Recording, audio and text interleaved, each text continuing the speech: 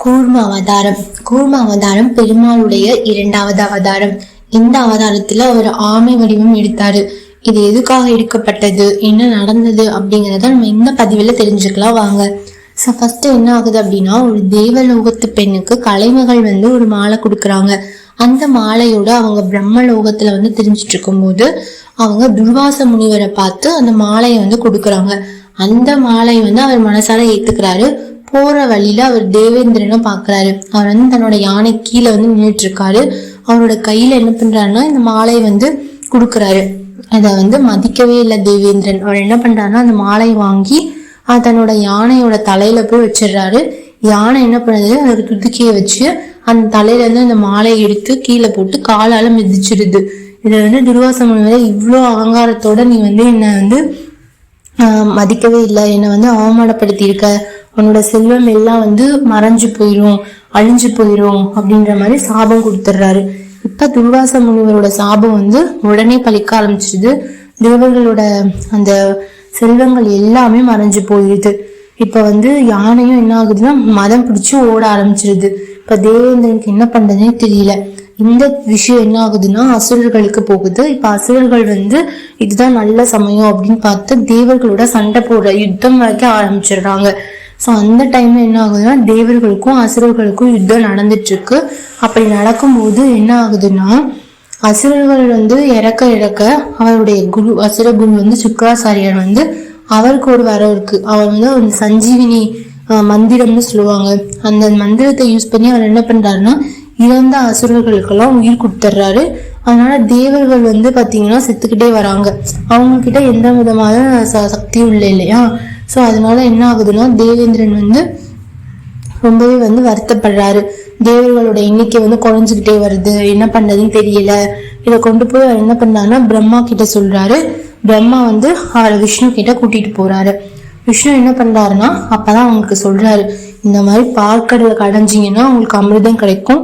அந்த அமிர்தத்தை தேவர்கள் எல்லாம் சாப்பிட்டீங்கன்னா நீங்க உயிரோட இருப்பீங்க. இனிமே சாகா வரம் உங்களுக்கு கிடைச்சிரும். இதான் ஒரே வழி அசுரர்கள் கிட்ட தப்பிக்கிறதுக்கு, தேவர்களை காப்பாத்துறதுக்கு அப்படின்ற மாதிரி பிரம்மா விஷ்ணு சொல்றாரு. சரின்னு தேவேந்திரன் என்ன சொல்றாருன்னா செய்யலாம், ஆனா தனியா எங்களால செய்ய முடியாது, என்ன பண்றது அப்படின்ற மாதிரி யோசிக்கிறாரு. ஸோ உடனே என்ன பண்றாரு, அவர் அசுரர்களையும் போய் பார்த்து அவங்களுக்கும் ஆசையை ஏத்துறாரு. இந்த மாதிரி நாங்க பாற்கடலை கடைஞ்சு அமிர்தம் எடுக்க போறோம், உங்களுக்கும் அமிர்தத்துல பாதி பங்கு தரோம் வாங்க அப்படின்ற மாதிரி ஒப்பந்தம் வச்சு என்ன பண்றாங்கன்னா அவங்க பாற்கடலை கடையணும் அப்படின்ற மாதிரி வர்றாங்க. அப்படி பாற்கடலை கடையும் போது என்ன தேவைப்படுது அப்படின்னு பார்த்தோம்னா மந்திரமலையும் வாசுகி பாம்பையும் எடுத்துக்கிறாங்க. ஆனா அந்த மந்திரமலையை ஃபர்ஸ்ட் என்ன பண்றாங்கன்னா தேவர்கள் தூக்கிட்டு வராங்க. அப்படி தூக்கிட்டு வரும்போது என்ன ஆகுதுன்னா அது அப்படி கீழே விழுந்துருது. அவங்களால அந்த வெயிட்டை தாங்க முடியல. அதனால நிறைய தேவர்களுக்கு காயப்படுது. இதை பார்த்தா நம்மளோட விஷயம் என்ன பண்றாருன்னா அவரோட கருட வாகனத்துல கருடன் கிட்ட என்ன பண்றாருன்னா அந்த மலையை ஏத்தி விட்டு அவர் டைரக்டா பாற்கடல்ல போய் இறக்கிடுறாங்க. ஸோ தேவர்களோட காயங்களையும் அவர் என்ன பண்றாருன்னா தன்னுடைய சக்தி மூலமா குணப்படுத்தியும் கொடுத்துடுறாரு. ஸோ இப்ப என்ன ஆகுதுன்னா மந்திரமலையும் வந்துருச்சு, வாசுகி பாம்பையும் கயிறா யூஸ் பண்றாங்க. ஆனா அந்த மலை கீழே விழுந்துகிட்டே இருக்கு, அதாவது ஆடிக்கிட்டே இருக்குன்னு சொல்லுவாங்கல்ல. ஏதாவது ஒண்ணு கடையணும் அப்படின்னா நமக்கு நல்ல கிரிப்பு வேணும் இல்லையா. ஸோ அந்த அடியில கிரிப்பு வேணும் அப்படின்றதுக்காக தான் பெருமாள் என்ன பண்றாருன்னா ஆமை அவதாரம், அதாவது அந்த கூர்ம அவதாரத்தை எடுக்காரு. ஒரு ஆமையா மாதிரி அடியில போய் அந்த மந்திரமலைய தன்னோட முதுகுல தாங்கி அந்த கிரிப்பை கொடுக்குறாரு. இப்ப என்ன ஆகுதுன்னா அவங்க மந்திரமலைய வச்சு கடையிறாங்க. அப்ப கடையிறப்ப என்ன ஆகுதுன்னா முத என்ன ஆகுதுன்னா அந்த வாசுகி பாம்பால தாங்கவே முடியல. அதோட வாயிலிருந்து என்ன ஆகுதுன்னா விஷம் வெளியே விட ஆரம்பிச்சிருச்சு. இந்த விஷத்தை என்ன பண்றதுன்னு தெரியல. அப்பதான் நம்மளுடைய சிவபெருமான் என்ன பண்றாருன்னா அந்த விஷத்தை அவர் எடுத்துக்கிறாரு.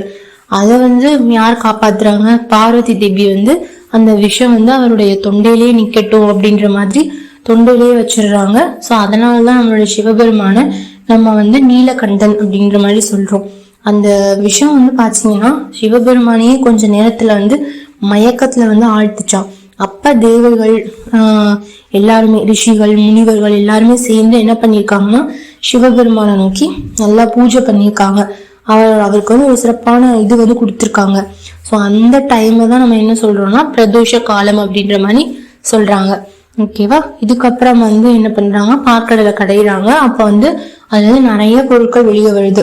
ஸோ ஃபர்ஸ்ட் வந்து பாத்தீங்கன்னா முத வந்தது வந்து காமதேனு. இந்த காமதேனுன்ற பசு வந்து பார்வதி வந்து ஏத்துக்கிறாங்க. அதே மாதிரி கற்பக விருட்சத்தை வந்து இந்திரன் ஏத்துக்கிறாரு. ஐராவதம்ங்கிற ஒரு யானை வருது, அதுவும் இந்திரனுக்கு தான். அதே மாதிரி வந்து ஒரு பறக்கிற குதிரை, யானை, அதே மாதிரி கற்பக விருட்சம், அதுக்கப்புறம் நிறைய 60 கோடி தேவலோக பெண்கள் வராங்க. இந்த மாதிரி சொல்லிக்கிட்டே போகலாம். இது எல்லாத்தையுமே வந்து எல்லாருமே பகிர்ந்து எடுத்துக்கிறாங்க. முக்கியமா பார்க்கடல்ல இருந்து யார் வெளியே வராங்க அப்படின்னா நம்மளுடைய மகாலட்சுமி வந்து வெளியே வராங்க. நம்மளுடைய மகாலட்சுமி வந்து விஷ்ணுவை தான் என்ன பண்றாங்க, தன்னுடைய வாழ்க்கை துணையா எடுத்துக்கிறாங்க. அங்கதான் அவங்க 2 பேருக்கு கல்யாணம் ஆச்சு அப்படின்னு சொல்றாங்க. அதுக்கப்புறம் வந்து பார்த்தோம்னா அவங்க 2 பேரும் ஏத்துக்கிறாங்க.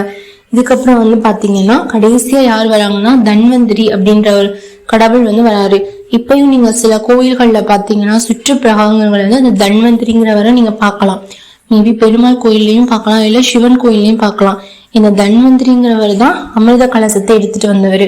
அவர் வந்து பாத்தீங்கன்னா 4 கைகள் இருக்கும். அந்த 4 கைகள்லயுமே பாத்தீங்கன்னா ஒன்னொன்னு வச்சிருந்தாராம். ஒண்ணு வந்து சீந்தில் கொடி, இன்னொன்னு வந்து அட்டைப்பூச்சி, அப்புறம் இன்னொரு கையில வந்து கதாயுதம், அதுக்கப்புறம் இன்னொரு கையில வந்து அந்த அமிர்த கலசம்.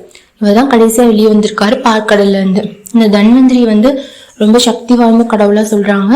அவர் வந்து ஒரு மருத்துவத்தோடைய தேவதை அப்படின்னு சொல்லப்படுறாரு.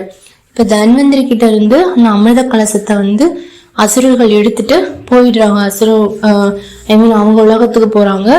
அவங்களுக்குள்ளேயே வந்து சண்டை போட்டுக்கிறாங்க. இப்ப தேவர்களுக்கு என்ன பண்றதுன்னே தெரியல. உடனே என்ன பண்றாரு பெருமாள் வந்து நமக்கு வந்து மோகினி அவதாரம் எடுத்து அசுரலோகத்துக்கு போய் அவங்க எல்லாத்தையுமே மயக்கடிச்சு நான் சொல்றதான் கேட்கணும் அப்படின்ற மாதிரி சொல்லிட்டு அமிர்தத்தோட மேல் பாகத்தை வந்து தேவர்களுக்கும், அடியில தான் உண்மையான அமிர்தம் இருக்கும் இல்லையா? ஒரு பாத்திரத்திலேயே நம்ம என்ன வச்சோம்னா மேல வந்து நமக்கு தண்ணியா இருக்கும், கீழே தான் நல்லது இருக்கும்னு நமக்கு சொல்லுவோம். அதே மாதிரிதான் அவர் அசுரர்களையும் ஏமாத்திருக்காரு. ஸோ மேல் பாகத்தை வந்து நம்ம தேவிகள் கொடுத்துடலாம், அடியில இருக்கதான் அசுரர்கள் கொடுத்துடலாம் அப்படின்ற மாதிரி சொல்லியிருக்காரு. அப்புறம் அசுரர்களும் அதுக்கு ஒத்துக்கிறாங்க. இதை சாக்கா வச்சு அவர் என்ன பண்ணாரு, எல்லா அமிர்தத்தையுமே தேவர்கள் கொடுக்குறாரு. இதை யார் கவனிக்கிறாருன்னா சுரபானு அப்படின்ற ஒரு அசுரன் வந்து கவனிச்சிடறான். அவன் என்ன பண்றான்னா சூரியனுக்கும் சந்திரனுக்கும் நடுவுல போய் உட்கார்ந்து அந்த அமிர்தத்தை வந்து ஏத்துக்கிறாரு, சாப்பிட்றாரு. அப்ப அவர் அசுரனுக்கு வந்து அமிர்தம் வந்து செய்யக்கூடாதுங்கிறதுல நம்மளோட விஷ்ணு ரொம்ப ஸ்ட்ரிக்டா இருக்காருல்ல, அவர் என்ன பண்ணாரு, தன்னோட சக்கராயுதத்தை வச்சு அவரோட தலையை வந்து துண்டிச்சிடுறாரு. ஆனா அந்த அசுரன் வந்து ஏற்கனவே வந்து என்ன பண்ணிட்டாரு, அமிர்தத்தை வந்து சாப்பிட்டாரு. சோ அவருக்கு சாகா வரும்ல. சோ அதுக்கப்புறம் என்ன பண்ணன்னு தெரியல, பிரம்மா தான் அவருக்கு என்ன பண்றாருன்னா ஒரு பாம்போட தலையையும் பாம்போட உடலையும் கொடுக்குறாரு. இவரை தான் யாருன்னு சொல்றோம்னா நம்ம ராகு கேதுன்னு சொல்றோம். இவங்க வந்து நவ கிரகங்கள்ல முக்கியமான ஒரு பங்கு வந்து வகிக்கிறாங்க இல்லையா? இப்படிதான் தேவர்களுக்கு ஃபுல்லாவே என்ன ஆயிடுச்சு, அமிர்தம் வந்து போயிடுச்சு. அதுக்கப்புறமா அசுரர்கள் கிட்ட இருந்து தேவர்களை காப்பாத்திட்டாரு நம்மளோட விஷ்ணு. அது மட்டும் இல்ல, அவர் மோகினி அவதாரம் எடுத்தாரு இல்லையா, அந்த அவதாரத்து மூலமா சிவபெருமானுக்கும் அவருக்கும் வந்து ஒரு குழந்தை பிறக்குது. அந்த குழந்தை தான் நம்மளுடைய ஐயப்பன், நம்மளோட சாஸ்தா அப்படின்னு நம்ம சொல்ற ஐயப்பன் இல்லையா? சோ இந்த ஒரு அவதாரத்து மூலமா அவர் நிறைய விஷயங்களை வந்து செஞ்சிருக்காரு, நிறைய அவதாரங்கள் அவர் எடுத்திருக்காரு. எல்லாத்துலயும் பாத்தீங்கன்னா அசுரர்களை வதம் பண்ணியிருப்பாரு. இதுல இந்த கூர்மாவதாரங்கிறது வந்து மெயினா வந்து தேவர்களை காப்பாத்திருக்காரு. தேவர்களுக்கு நிறைய அரிய பொருட்களை வந்து கொடுத்திருக்காரு. முக்கியமா அவருக்கு மகாலட்சுமி வந்து கிடைச்சிருக்காங்க. இந்த மாதிரி நம்ம வந்து சொல்லிக்கிட்டே போலாம். இந்த அவதாரத்துல அவர் நிறைய விஷயங்கள் வந்து பண்ணியிருக்காரு. ஸோ இந்த கூர்ம அவதாரத்தை வந்து நம்ம நல்லா சாமி கும்பிட்டோம் அப்படின்னா உண்மையாவே அவங்களுக்கு நீண்ட ஆயுள் கிடைக்கும் அப்படின்னு சொல்றாங்க. அது மட்டும் இல்ல, இந்த கூர்ம அவதாரத்துல இருக்கிற நம்மளோட பெருமாளை நீங்க கும்பிட்டீங்கன்னா உங்களுக்கு வந்து சனி பகவானுடைய தாக்கம் வந்து குறையும் அப்படின்னு சொல்லப்படுது. ஓகேவா? ஸோ இந்த பதிவு வந்து உங்களுக்கு பிடிச்சிருக்கும் அப்படின்னு நான் நம்புறேன். ஸோ இந்த மார்கழி மாசத்துல நம்ம இன்னும் நிறைய அவதாரங்களை பத்தி டிஸ்கஸ் பண்ணுவோம். ஸோ இன்னும் நிறைய அவதாரங்களை தெரிஞ்சுக்கணும்னா பிளேலிஸ்ட்ல போய் பாருங்க. நான் அடுத்த வாரம் வந்து ஒரு இன்ட்ரெஸ்டிங்கான தகவல் ஸ்டோரியோட உங்களை வந்து சந்திக்கிறேன். இதே மாதிரி உங்களுக்கு கதைகள் கேட்க பிடிக்கும், ஸ்பிரிச்சுவல் ஸ்டோரிஸ், மோட்டிவேஷனல் ஸ்டோரிஸா இருக்கலாம், இந்த மாதிரி ஆன்மீகத்தை ஏதாவது தெரிஞ்சுக்கிற தகவல்களா இருக்கலாம், இதெல்லாம் உங்களுக்கு பிடிக்கும்னா இந்த சேனலை நீங்க சப்ஸ்கிரைப் பண்ணி வச்சுக்கோங்க. நன்றி.